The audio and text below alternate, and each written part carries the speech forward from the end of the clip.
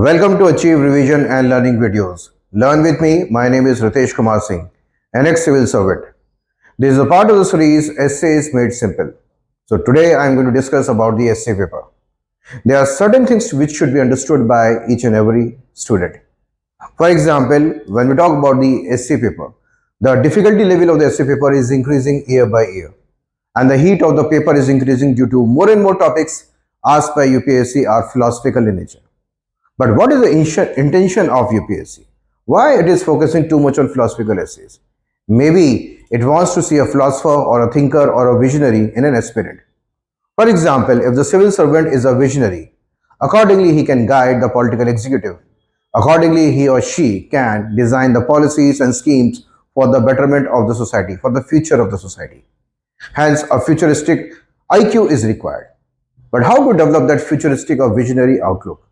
First of all, the most important requirement is basic knowledge, advanced knowledge, conceptual knowledge, and also mastery over current affairs. When you've got conceptual clarity, mastery over current affairs, you can use both of them to develop the visionary outlook and to produce a visionary output on the paper. Second thing about essay paper is it does not have a defined syllabus. Now this makes the life of a UPSC aspirant really difficult. Other GS papers have their defined syllabus, so you can zero down what to study, what not to study. But here, there's no defined syllabus. So what is the first thing that is required? The first thing that is required is there is a requirement of a brief overview how to develop a syllabus for the essay paper. And when there's a brief outline, that is a syllabus for the essay paper, develop a high standard quality content.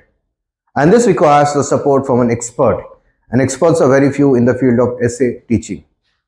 Now, you cannot write good essays just by mastering 8 or 10 essays, because if you have mastered 10 different topics, there's no guarantee that you can answer the 11th or 12th in very sound manner.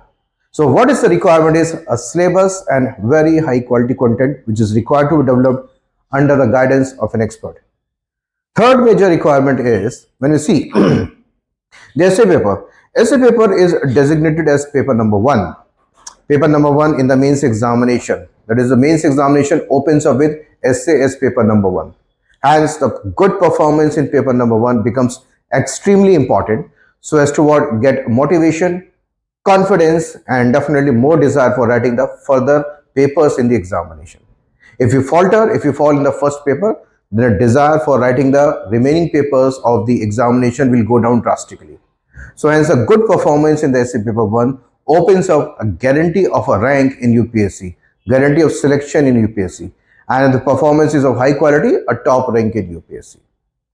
Now, all these things have to be taken into consideration, and all these should be supported by a quality of what content, regular practice, and guidance from an expert guide. On this note, let us see an essay topic today, asked by UPSC, a philosophical topic. Let's see the philosophical topics can be answered by the GS knowledge that you have and the current affairs knowledge that you have. Wow, we are going to learn how to utilize your existing knowledge, the GS as well as the current affairs. Now, philosophical topics are to be written in applied manner. What are these philosophical topics? Philosophical topics are basically thinkings or the quotes which are given by various thinkers, visionaries, social thinkers, political thinkers. And how these thinkings emerged? These thinkings emerged when they observe the society. That means all these can be applied in the society. You cannot write quotes-based essay, abstract essay on the basis of your abstract examples or guide because you are short of word. You have to convert the abstract essay or the quotes-based essay into pure application by using your GS and current affairs knowledge. So let's see an essay topic which can be written easily by your GS and current affairs knowledge. Let's see on the board. Now the board, the topic is philosophy of wantlessness. So first of all, underline the keywords. Okay? Philosophy of wantlessness is the first keyword. So wantlessness means having no wants. Having no wants is utopian. Utopian is not possible. It's completely out of this world. Having no wants is utopian. It's not possible because we all are human beings. We have what basic needs and wants, especially food, clothing, and shelter. So first of all, the wantlessness is utopian. It's not possible at all. While materialism that means materialism is a desire for having more and more possessions. Okay, more and more possessions. For that, there's no end for a desire. So means pursuing the desire for having bigger, better, expensive, okay, and buying most of the things in the world. For that, that is very illusionary. That is also not achievable. Okay, that gives rise to only what may be greedy pursuits for buying and possessing more and more. So materialism, blind materialism, is also a chimera. Chimera is illusion. Illusion. So when you see the topic itself, the topic has got two extremes. The topic has got two extremes. The first thing is talking about having no wants is one of the extremes, and having what desire for more and more. Desire for more and more means that is also not possible. Hence, we have to prevent both the extremes to find the middle path. And the middle path is sustainable growth, sustainable development. Okay, preventing unnecessary desires, preventing unnecessary possessions of the thing.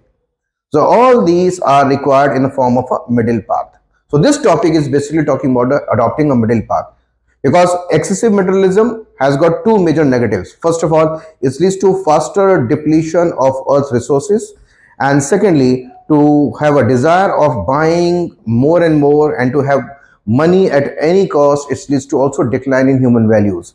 So it is very what disastrous both for the ecology and the human ethics. Hence, what is the requirement? The middle path. So first of all, let us open up the topic by explaining the lines first, and then what are the problems that extreme materialism is creating, and finally what can be the possible solutions. So let's see now.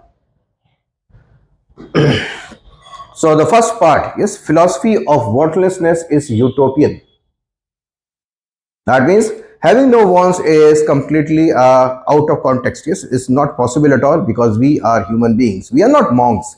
So we are not monks. So we are not just maybe monks who have what renounced the world. That may be a possibility for them. That would have been a possibility for the Buddha, not for us. So here, having no wants and adopting renunciation is too much to ask from common people. We are common people. We have wants. So hence, wantlessness can only be possible for the monks. So as we are the common people, what are common desires? So because people have needs and wants, for example, food, clothing and shelter. Now, food, clothing and shelter, that means to have these, to possess all of these, there is a requirement of what? Earning. And that requirement for earning gives rise to production. Production gives rise to transactions. Okay, the monetary economy and coming of the economy. That means production. So this gives rise to economic growth, or what we call economic development. Now, this desire for having food, clothing and shelter, and the person has to earn, gives rise to production, resource utilization, transactions, economy, and growth and development.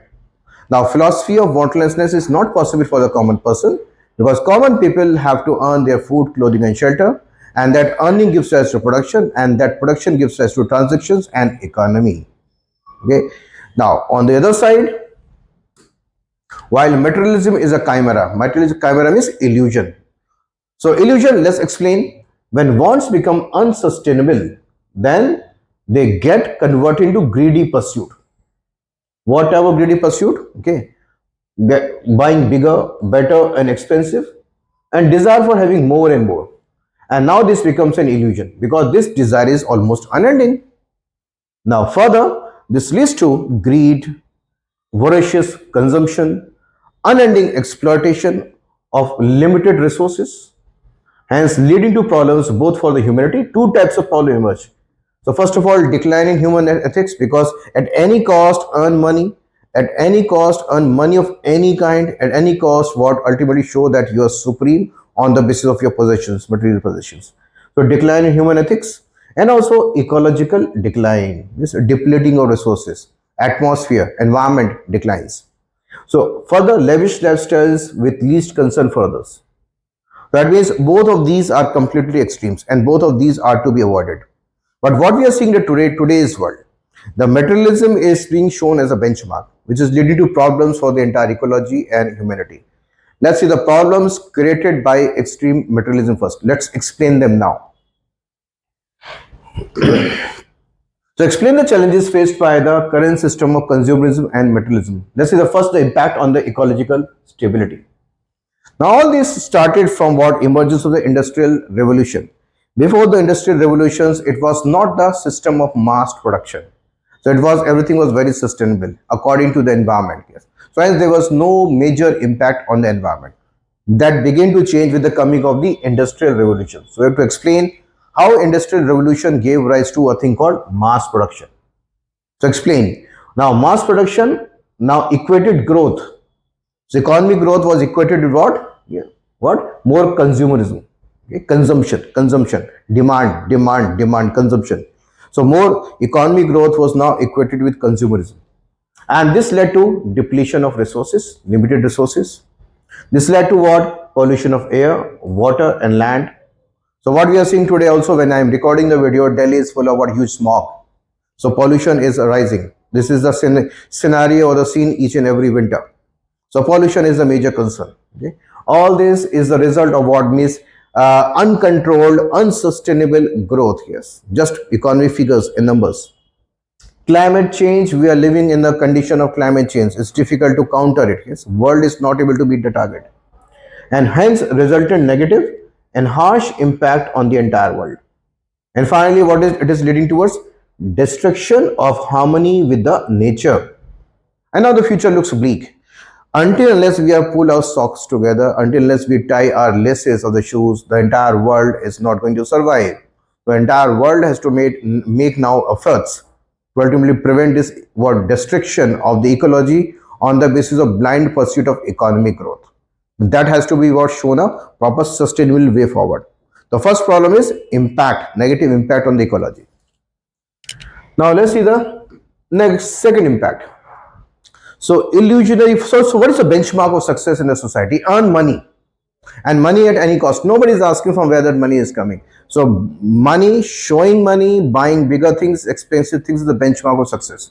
Now to achieve that success, most of the people resort to what? Unhealthy means or maybe deviations leading to what? Crimes, corruptions. Yes, again leads to moral decline in the society. So hence illusionary pursuit of more leads to deviations, adoption of wrong and corrupt practices, shortcuts to instant wealth.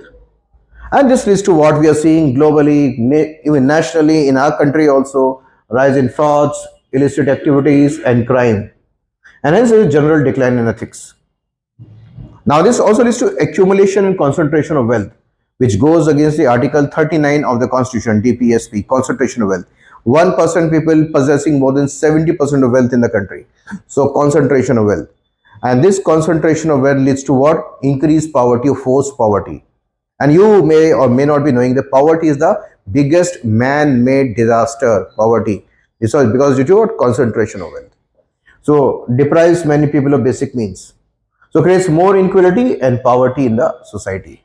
So crime rises, frauds rises, corruption rises, poverty is being enforced. That means overall what is declining? Human ethics is declining, human welfare, human future, yes, for maximum people is declining.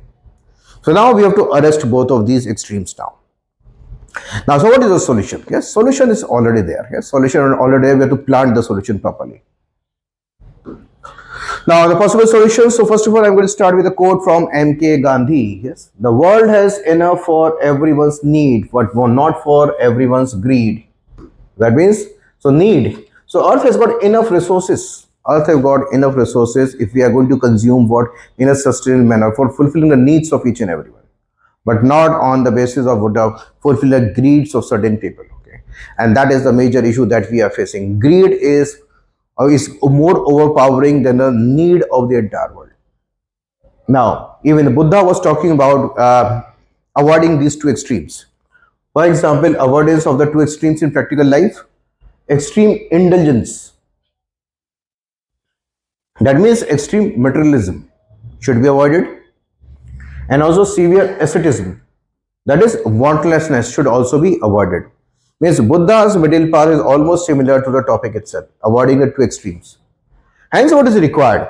Sustainable development goals. Why are these sustainable development goals? Because these are going to what chart the world towards the path of sustainable development goals, not only form of development, sustainability with respect to resources, but if that sustainability is also coming in the mind of the people, it also what upgrades the ethics of the people and society. And yes, in Indian conditions, it can be DPSP. That is a directive of state policy which talks about more socio-economic equality. Now, these are the areas to focus on. Now, how to start? First of all, let's see how to convert our production methods into sustainable methods. And second, how to upgrade the value system in the society. So, solution, green and circular economy. So, we talk about green economy, that is transition from fossil fuel to greener methods of production using of green energy. Circular economy, more focus on recycling and reuse. Circular economy, so as to preserve our mineral resources for longer duration, our forest resources for longer duration, and sustainable development and economic justice. So now you have to start what the efforts which have been taken globally, and you can start from what, right from the Rio Earth Summit or the Kyoto Protocols, coming on the Paris Climate Agreements and the regular COPs. You can mention regular COPs.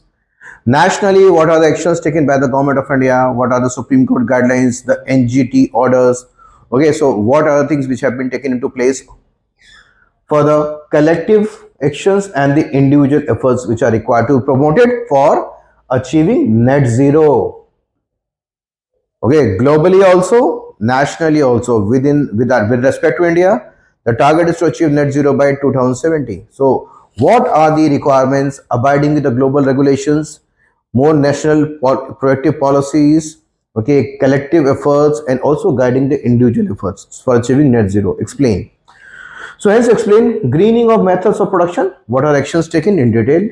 Eco-friendly methods of farming, renewable energy focus, phasing out of fossil fuels, plastic, recycling for a circular economy. Now, how to take this to the grassroots? Yes, so collective effort. See, the things will not be changing if the people are involved in what making things sustainable. And the best thing is what, yeah, panchayat system, connecting with the people directly. And there are successful models which can be promoted more and more. For example, there's a very interesting article to read from the Hindu. Think local climate action and think Minandagi. This is from what, Kerala. Yes, so a panchayat in Kerala, how it is ultimately promoting what the panchayat efforts, the gram sabha efforts, and the all what comprehensive efforts taken by the people at the grassroots level for making their villages net zero emission. Yes, net zero emission villages or the emission free villages. And if these are the successful models which are emerging in the country, they are required to be promoted. Further, what is required to be promoted is the concept of minimalism. So means avoiding unnecessary buying of the things. Okay, more focus on what, buying and using it for a longer duration of time. Yes. So do not get fascinated by all those bumper sales and buying the products even though you may not be requiring. So developing the idea of what, minimalism, that again is required to be implemented or imparted. Zero waste movement. Yes, the 4 R's, again the practical application of 4R to the active participation of people. Reduce, reuse, recycle type of things. Yes, practical application means people themselves getting involved in promoting 4R's, zero waste movement. Tiny house movement is picking up. The tiny house movement is picking up in the entire world. Yes, gone are the days of what big houses, palatial houses, because that is actually a madness, nothing else. In when you talk about this, society's conditions are changing. Big houses would have been required for a joint family system, but today the world is moving towards nuclear families. Even the nuclear families, the children may not be living with the parents. Okay, so there's no requirement of big houses. Maybe a small house, an energy efficient house that is required to be imparted, promoted. So that means the most important thing is targeting the minds of the people and inducing the actions of sustainability from their attitudes and also actions. Now, vegan movement for the large scale afforestation for ecological existing tree cover should be conserved, ecological conservation. Okay, so reviving the forest, okay, preserving the existing forest, hence promoting large scale ecological conservation. Now, also acknowledging the role of the indigenous people. So now indigenous people, that is a tribal people, they know how to live with the entire existence. That is, they know how to live with the forest, with the plant life, with the animal life, and they are the biggest conservators. So let us learn from the traditional knowledge, and this has been giving due weightage by a country called Brazil and the other Amazon countries. Recently, there was a meeting of the Amazon countries in Brazil, in Belém. Belém is a city in Brazil, and finally came a Belém Declaration. Means First of all, recognizing the traditional knowledge of the indigenous tribes of Amazon forest in conserving the forest and using their knowledge in such a manner so as to impart the good practices everywhere. So, Balaam Declaration, current affairs. Hence, what is required is mass consciousness and involvement of the people to promote sustainability. So, until as we involve the people, minimalism will not be getting promoted. Zero waste movement will not be picking up. Tiny house movement, okay, conservation of water, green cover, afforestation. So, all these required what people's effort, yes, mass consciousness. Even in terms of products, so the government is talking about means using more recycled products. Again, there should be a barcoding system where the people can ultimately what see themselves how much this product is being made from the recycled products, yes, or a recycled waste material. That means this is again going to bring the consciousness among the people to buy the things which are more recycled in nature. So all these should be converted into knowledge as well as practice. Now, so how to impart all of these values? How to impart all of these values? So values and ethics required to be imparted. Again, first of all, what type of education should be imparted? Let's talk about youngsters in schools and colleges. The most important thing is to target the mindset of the youngsters. We have got 26 crore students enrolled in schools and 3 crore in higher education. That means around 30 crore student pool we have. And if properly target the mindset of these people by actively involving them in thinking about sustainability and also promoting and practicing sustainability, that means when they grow up they are going to make the society and the world more sustainable. That means that has to be converted into their thinking minds.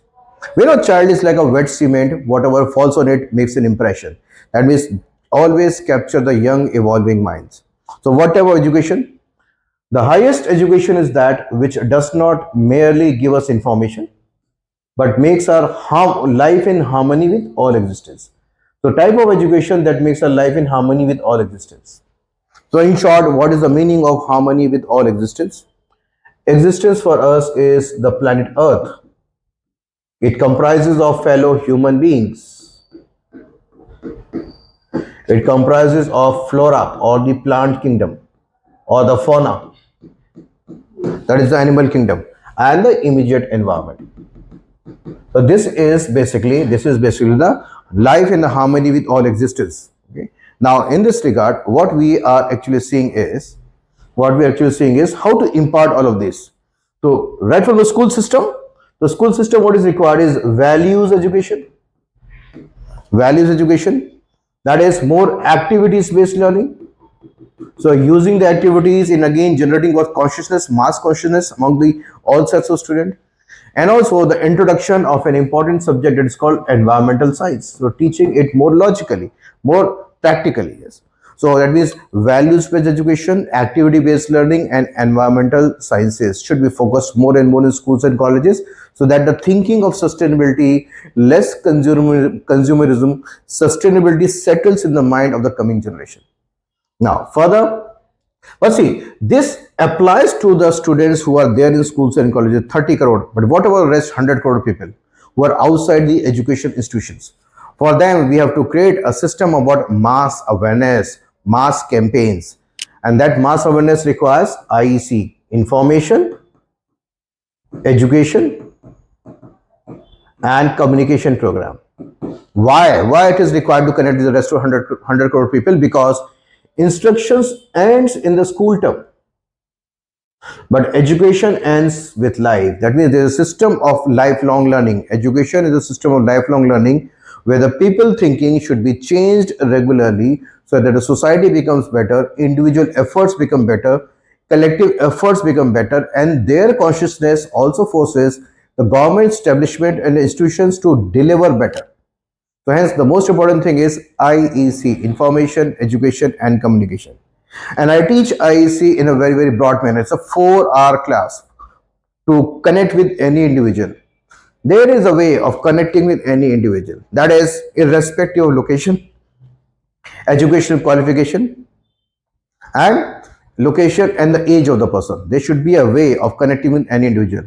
There are different types of people in surrounding us. There are certain people who are intelligent enough. If you give maybe more factual information, logical knowledge, they change their thinking. That is, this is called nudging effect. There are certain set of people who require regular tapping on their heads. So that means for reminders. And there are certain people who are not willing to listen. For their, that is what is required is drilling in their heads. So that means IEC is a system of nudging, tapping and drilling. Hence, it has got the possibility of connecting with all types of individual irrespective of age, location and education qualification. So what is the entire thing that we have seen in this essay topic? Essay topic was talking about preventing the two extremes, because having no wants is almost impossible and having everything is also impossible. So the best way forward is sustainability in our approaches, because extreme wants leads to problems for the environment, problems for the human ethics, and both of them decline. Hence, there is a requirement of creating a stop in both of these declines. So how to create a stop? First of all, move from what the unsustainable methods of economic growth to sustainable methods of production. Okay, and the growth and development should be equated not only with what economic figures but also environment conservation, environment protection. On the other side, the value system has to be upgraded. Means mass awareness is required so as to make the people understand the methods of sustainability. And when the people are moving towards sustainability through individual and collective efforts, that means moral values and ethics also climb instead of declining. And hence we have discussed what are the ways of providing a solution. So you can write this essay now on the basis of your existing knowledge. I just give you idea how to ultimately see this essay topic. And essays are based on ideas. The most important thing is decoding the meaning of the topic, applying the ideas in sequential manner, then use your existing content. So in such a manner, I will be recording more and more videos on what informative, philosophical, difficult essays by making the essays simple. So this is a series called Essays Made Simple. So just subscribe the video, press the bell icon, share the video and remain connected with future videos.